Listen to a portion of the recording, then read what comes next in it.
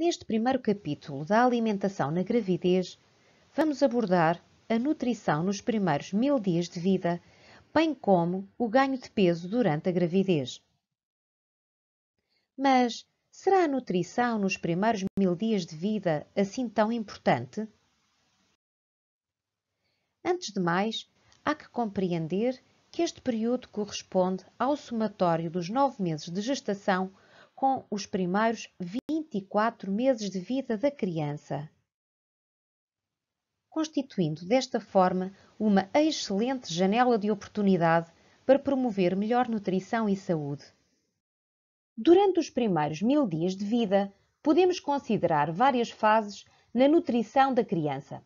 Desde logo, a primeira fase com a alimentação da grávida ao longo de 9 meses, à qual se segue o primeiro semestre de vida da criança com uma alimentação exclusivamente láctea e desejavelmente através de aleitamento materno. A seguir, a fase do segundo semestre de vida da criança com a alimentação complementar, através da qual se vai fazendo a diversificação alimentar. Sendo que aos 12 meses de vida, a criança entra finalmente na última fase deste período com a integração no padrão alimentar da família. O estado nutricional materno, o ambiente nutritivo no útero e as experiências nutricionais precoces influenciam o ambiente nutricional na fase mais precoce da vida, constituindo um fator determinante na trajetória do binómio saúde-doença a curto, médio e longo prazo, influenciando aquilo a que nós chamamos a programação metabólica, a qual, por sua vez, pode influenciar o risco de desenvolvimento de doenças crónicas não transmissíveis, como a obesidade, a diabetes, a hipertensão, entre outras, mas, por outro lado, também influenciar a capacidade de resposta imunitária para outras doenças, nomeadamente agudas.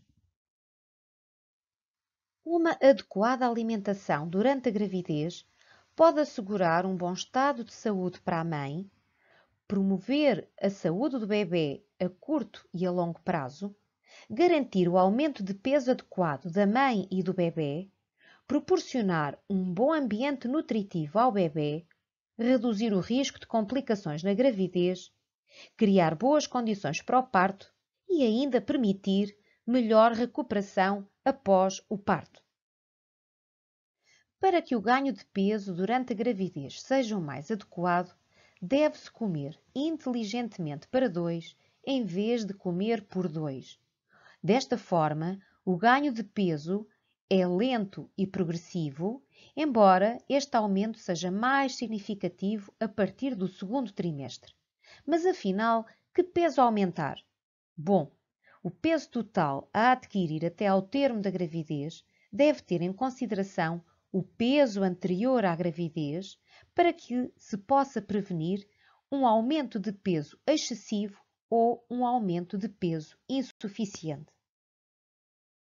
Nesta tabela é possível encontrar os valores de referência relativamente ao aumento de peso até ao termo da gravidez, tendo em conta o índice de massa corporal de partida para a gravidez.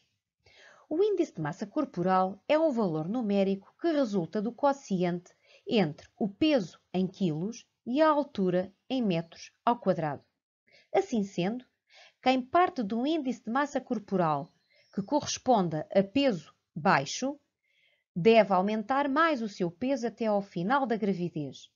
Quem porventura parta de um índice de massa corporal que seja indicativo de pré-obesidade ou obesidade, embora deva sempre aumentar o seu peso, deve aumentar, mas menos.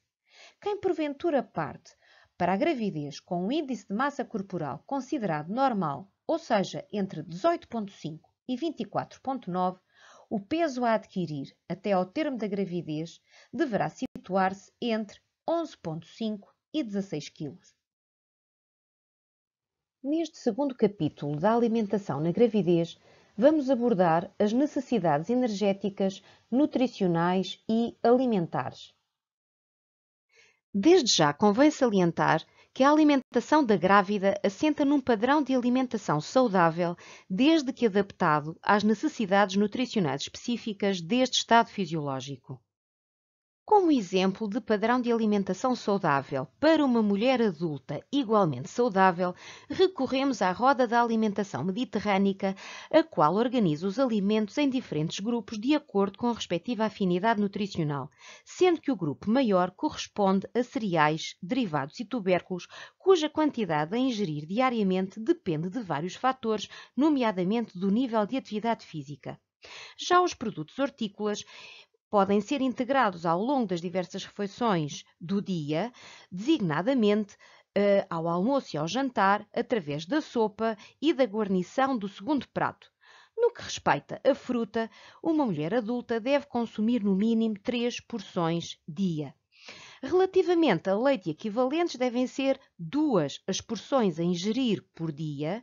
Relativamente a pescado, carne e ovo, a quantidade total por dia deve ser de cerca de 100 a 120 gramas, sendo que as leguminosas devem estar sempre integradas diariamente na alimentação na quantidade de 30 gramas se forem secas. Finalmente, e no que respeita às gorduras, devem ser integradas na alimentação diária na quantidade de 2 porções, a que correspondem 2 colheres de sopa de azeite, por exemplo.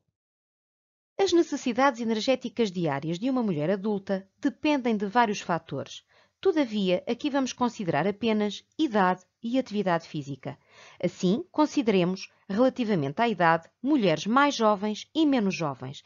Relativamente à atividade física, nível sedentário, ativo e muito ativo. Desta forma, encontrarão nesta tabela as vossas necessidades energéticas diárias, às quais deverão somar mais 350 quilocalorias se estiverem no segundo trimestre de gravidez ou mais 450 quilocalorias se estiverem no terceiro trimestre de gravidez, sendo que durante o primeiro trimestre de gravidez não é reconhecida a necessidade de acrescentar um valor energético significativo. Se encontra no segundo trimestre de gravidez, deve acrescentar 350 quilocalorias às suas necessidades energéticas diárias, de uma forma nutricionalmente equilibrada para providenciar quer a energia, quer os nutrientes necessários nesta fase da gravidez. Assim, deverá acrescentar uma peça de fruta, mais 1/4 de litro de leite com pouca gordura ou equivalente, mais 50 gramas de pão, preferencialmente escuro, ou 40 gramas de flocos de aveia e, finalmente, mais 30 gramas de peixe ou carne, prefazendo a quantidade total diária de 150 gramas de peixe ou carne. Se encontra no terceiro trimestre de gravidez, deve acrescentar 450 quilocalorias às suas necessidades energéticas diárias, de uma forma nutricionalmente equilibrada, não só para providenciar a energia necessária, mas também os nutrientes que são fundamentais a esta fase da gravidez. Assim, deverá acrescentar uma peça de fruta, mais 1/4 de litro de leite com pouca gordura ou equivalente, mais 50 gramas de pão, preferencialmente escuro, ou 40 gramas de flocos de aveia e, finalmente, mais 90 gramas de peixe ou carne com pouca gordura, num total máximo por dia de 200 gramas, sendo que um ovo corresponde a 50 gramas de peixe ou carne. Em termos de recomendações alimentares gerais, há que distribuir os alimentos por 6 a 7 refeições diárias, por forma a não ficar mais do que 3 horas sem comer. Tomar sempre o pequeno almoço logo ou pouco após acordar, mastigar bem os alimentos comendo devagar, preferir produtos lácteos com menos gordura, nomeadamente magros ou meio gordos, comer sempre sopa de hortícolas no início do almoço e jantar, consumir diariamente leguminosas, optar por confecções culinárias simples e pobres em gordura, preferir produtos hortofrutícolas da época, aumentar o consumo de alimentos mais integrais e, finalmente, aumentar a ingestão de água. Relativamente às necessidades nutricionais específicas da gravidez, conforme já vimos anteriormente, as necessidades calóricas estão aumentadas e, por consequência, é indispensável aumentar com equilíbrio nutricional o consumo de alimentos saudáveis, quer em mais 350 quilocalorias durante o segundo trimestre, quer em mais 450 quilocalorias durante o terceiro trimestre. As necessidades em água também estão aumentadas, sendo que deve ser atingido o valor de 3 litros dia. Assim, é recomendável o consumo de líquidos ao longo do dia no valor total de pelo menos 2,3 litros, o que corresponde aproximadamente a 10 copos, através de água, infusões ou mesmo água aromatizada, além de integrar alimentos ricos em água ao longo do dia, tais como sopa, leite, iogurtes líquidos, fruta ou mesmo hortícolas. As necessidades proteicas também estão aumentadas, daí que seja necessário consumir 3 doses de leite ou equivalente, consumir leguminosas todos os dias, conforme já vimos atrás, numa quantidade mínima de 30 gramas dia, caso sejam secas, e no que toca a carne, o peixe e os ovos, devem estar presentes na alimentação diária da grávida, caso esta não seja vegetariana, mas ainda assim moderando a respectiva quantidade, conforme já vimos atrás, durante o segundo trimestre, por dia numa quantidade máxima de 150 gramas e no terceiro trimestre numa quantidade máxima diária de 200 gramas. A ingestão de gordura deve basear-se essencialmente no aumento do consumo de ácidos gordos essenciais, quer ômega 6, quer ômega 3. Desta forma, deve ser aumentada a frequência do consumo de peixe, nomeadamente peixe gordo como sardinha, carapau, cavala, que além do mais têm também aqui uma carga menor de metais pesados. E no que diz respeito às gorduras de origem vegetal, há que preferir azeite, frutos oleaginosos e pera-abacate. Quanto ao consumo de hidratos de carbono, devem ser privilegiados aqueles que são de absorção mais lenta, ou seja, os designados complexos.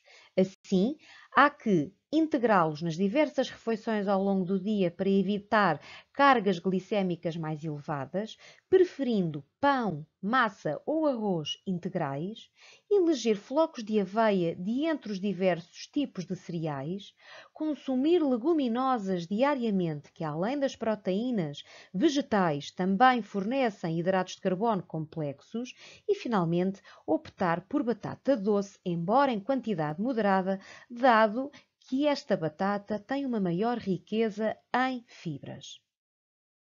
Também a ingestão de fibras alimentares deve ser incrementada. Desta forma, há que aumentar a frequência do consumo de cereais integrais, de leguminosas, de fruta, bem como de hortícolas, quer através de sopas, quer através de saladas. Apesar do ácido fólico ser alvo de suplementação ao longo da gravidez, nunca é demais relembrar que existe a maior quantidade em alimentos de folha verde escura, como agrião, couve de Bruxelas, espinafres, brócolos ou espargos, bem como na beterraba, cereais integrais e leguminosas. Apesar do ferro fazer parte da suplementação prescrita ao longo da gravidez, nunca será demais relembrar que existe em maior quantidade nas carnes vermelhas, no fígado, nas leguminosas e nos alimentos de folha verde escura, como os espinafres. É ainda importante realçar que a vitamina C melhora a absorção do ferro, pelo que, no momento em que é feita a sua toma, será importante reforçar essa mesma refeição com algum alimento mais rico em vitamina C, nomeadamente laranja ou kiwi. Por outro lado, a cafeína influencia a boa absorção do ferro, pelo que quaisquer alimentos ricos em cafeína não devem ser consumidos nas 2 horas antes ou depois da toma do ferro. Por outro lado, o cálcio também pode interferir na boa absorção do ferro. Embora o iodo faça parte da suplementação prescrita ao longo da gravidez, é de realçar que os alimentos mais ricos em iodo são justamente aqueles que vêm do mar, ou seja, o peixe, os crustáceos e as algas. Todavia, e porque as grávidas não devem consumir mariscos, os crustáceos encontram-se aqui numa tonalidade mais acinzentada. De realçar, no entanto, que o sal comum pode e deve ser substituído por sal iodado. Considerando que a grávida também tem necessidades específicas de vitamina D, convém relembrar que esta vitamina é sobretudo produzida pela exposição da pele ao sol. Para além disso, existem alguns alimentos mais ricos em vitamina D, nomeadamente peixes gordos, o ovo e os óleos de peixe. No que diz respeito ao cálcio, é importante que a grávida preste atenção à sua adequada ingestão, integrando 3 porções de leite ou seus equivalentes por dia e desejavelmente com menos gordura. Neste diapositivo, podemos encontrar os alimentos equivalentes a uma porção de leite. Assim sendo, 250 ml de leite são equivalentes a 200 gramas de iogurte ou 30 gramas de queijo curado ou 50 gramas de queijo fresco ou 100 gramas de requeijão. Todos eles, desejavelmente, na sua versão meio gordo ou magro. Finalmente, ainda no que respeita às necessidades nutricionais específicas da gravidez, convém que a mamã grávida faça uma ingestão diária de prebióticos e probióticos, os quais contribuem inequivocamente para a melhoria da microbiota não só da própria mãe, mas também da microbiota intestinal do próprio bebê. Assim, frutas, hortícolas e leguminosas, sendo alimentos com potencial fermentescível, são considerados pré-bióticos. Por outro lado, o iogurte e o kéfir, sendo alimentos que contêm micro-organismos vivos, nomeadamente lactobacilos ou mesmo bifidobactérias, são alimentos considerados probióticos. Vejamos como pode ser a organização de um almoço ou de um jantar. Assim sendo, a refeição poderá ser iniciada com um copo de água, com uma sopa, com um prato cujo empratamento deve ser organizado tripartidamente com produtos hortícolas, leguminosas, cereais ou batata e pescado, carne ou ovo e finalizada com uma peça de fruta como sobremesa. Todavia, e porque o desconforto da azia é bastante frequente no terceiro trimestre de gravidez, caso exista, o copo de água poderá ser eliminado fazendo-se um reforço da água entre as refeições.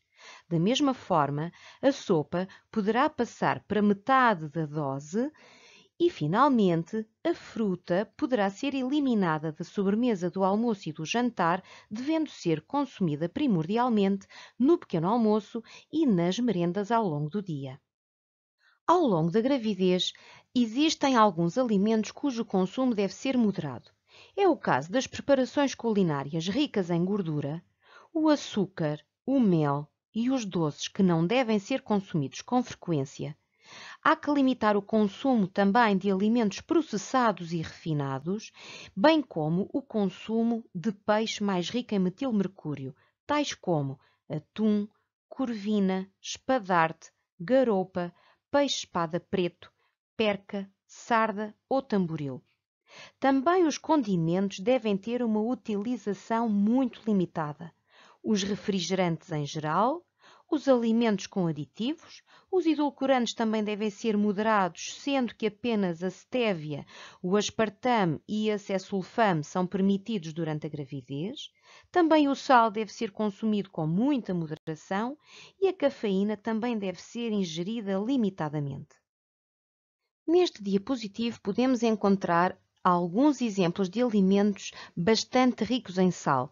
É o caso dos caldos concentrados, as sopas das mesmas marcas, os aperitivos salgados, batatas fritas, azeitonas, enchidos, produtos de charcutaria mais salgados, como por exemplo o presunto, alimentos ultracongelados, pré-confeccionados, como por exemplo a pizza, o bacalhau, que deve ser sempre muito bem demolhado, bolachas salgadas, os chamados salgadinhos, molhos industrializados e as conservas em geral.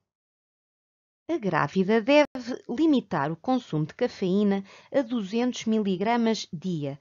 Assim sendo, nesta tabela poderão ser encontrados os teores de cafeína em alguns alimentos que são mais comuns no consumo do dia a dia. Por precaução, durante a gravidez, existem alimentos que estão absolutamente interditos. É o caso das bebidas alcoólicas, do marisco, sobretudo bivalves, a carne mal cozinhada, o peixe mal cozinhado ou mesmo cru, como por exemplo sushi, ovo cru ou mal cozinhado, laticínios não pasteurizados, queijos de pasta mole, saladas não desinfetadas e alimentos com adoçantes artificiais, tais como sacarina ou ciclamato de sódio. Neste terceiro capítulo da alimentação na gravidez, vamos abordar as recomendações em alterações fisiológicas particulares da gravidez, o papel do pai e a atividade física. Relativamente a náuseas e vômitos, desconfortos mais típicos do início da gravidez, há que fracionar mais as refeições a um número mínimo de 6 a 8 por dia, diminuir o volume de alimentos em cada refeição, comer mais lentamente, preferir alimentos à temperatura ambiente ou mesmo frios, consumir alimentos secos antes de se levantar da cama, preferir culinária simples, com pouco sal, odor e gordura, ingerir líquidos em pouca quantidade de cada vez e, sobretudo, no intervalo das refeições, e, finalmente, experimentar infusões leves de gengibre, as quais podem ajudar a atenuar estes desconfortos. No que diz respeito à azia, desconforto mais típico do terceiro trimestre de gravidez, há que fracionar mais as refeições, fazendo no mínimo 6 a 8 por dia, diminuir o volume de alimentos por cada refeição, mastigar muito bem os alimentos, comendo lentamente, consumir líquidos preferencialmente entre as refeições para diminuir o volume total de cada uma, evitar alimentos muito quentes, evitar condimentos picantes e vinagre, evitar fritos, doces e chocolate, evitar deitar-se logo após as refeições e poderá ainda experimentar consumir alguns miolos de amêndoa no final de cada refeição como forma de evitar este desconforto.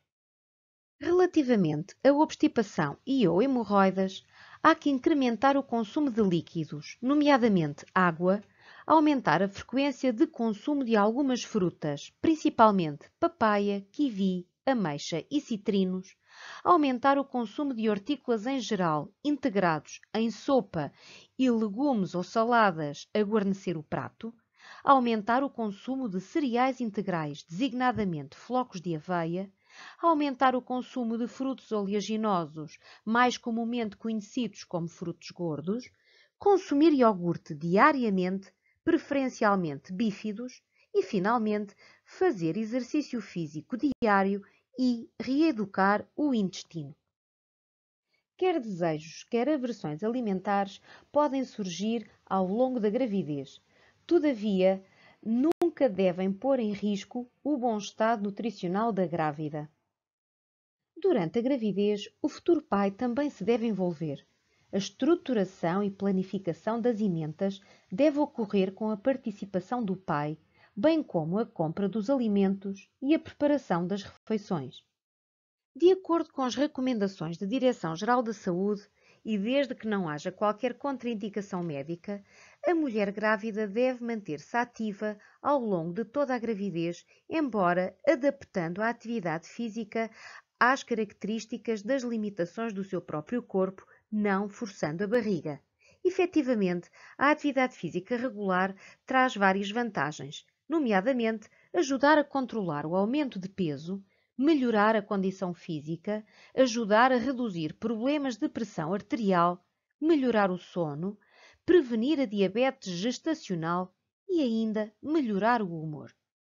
Desta forma, a grávida deve manter-se ativa, somando pelo menos 150 minutos de atividade física moderada por semana, quer em casa, quer na rua ou mesmo em contexto de lazer, sendo que cada período de atividade física deve ter pelo menos a duração de 10 minutos. Adicionalmente, deve ainda fazer atividades de reforço muscular e ósseo 2 vezes por semana. Assim sendo, se já é ativa, deve continuar. Se não é ativa, deve ganhar coragem e começar gradualmente. Neste capítulo da alimentação na gravidez, vamos abordar as recomendações sobre higiene e segurança alimentar.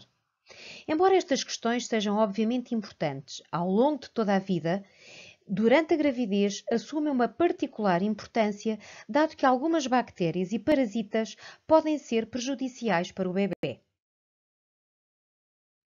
As mãos devem ser lavadas com água e sabão antes de manusear alimentos, depois de utilizar a casa de banho, a seguir a manipular o lixo, após manusear dinheiro e depois de estar em contacto com animais.